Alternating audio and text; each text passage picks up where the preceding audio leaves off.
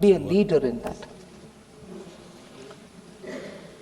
By doing these, which are somewhat leading us towards a medium and a long term, we are also continuing our push in building infrastructure. Now, it's not just roads, it's not just national highways, it's also looking at waterways so that the cost of logistics in this country can come down, and states which are very much in the hinterland, not connected to any seaport, will have the advantage of moving goods faster at a lesser cost. So we very clearly created freight corridors as part of the very exclusive land on the surface transport, but equally spending resources and planning for infrastructure through waterways, national high waterways.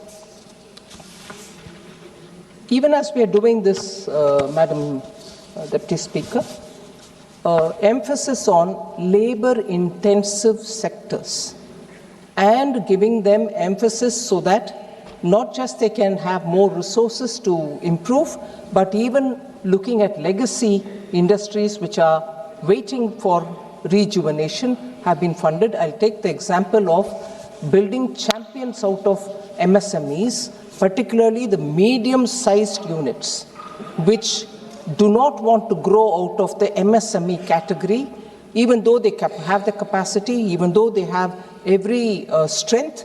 But even in the last budget, we expanded the definition of MSME so that even if they go beyond a certain level in their turnover, they'll still be defined as MSME. They don't lose out on their benefits. But this budget, we've taken that a bit further and very clearly announced ways in which such medium-sized industries, which have potential to grow and export and also become champions in their sectors, can be given further help. And I've announced several steps towards equity help, professional help, and also making sure that they will have liquidity access.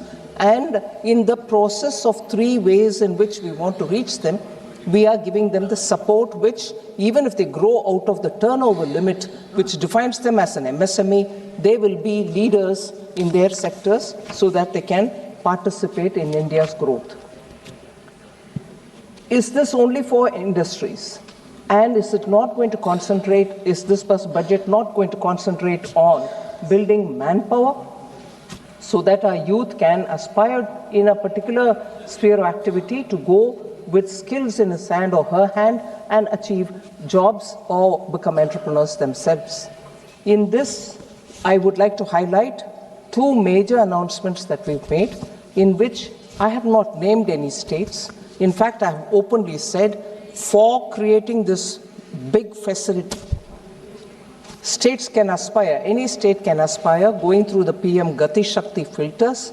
If you think you have a proposition in your hand, any state can ask for one of the 5 that I've announced in terms of the allied and health service, where we want to set up medical hubs.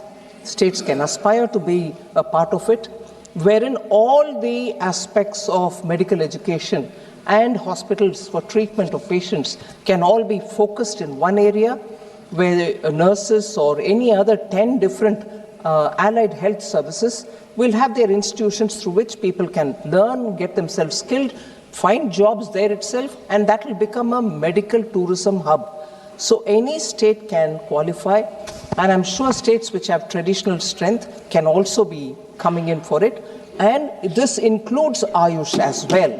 So this is a major forward-looking proposition wherein immediately, because of the medical tourism advantage that India has, this will become a center of multi-purpose, multi-speciality allied health service center through which we can promote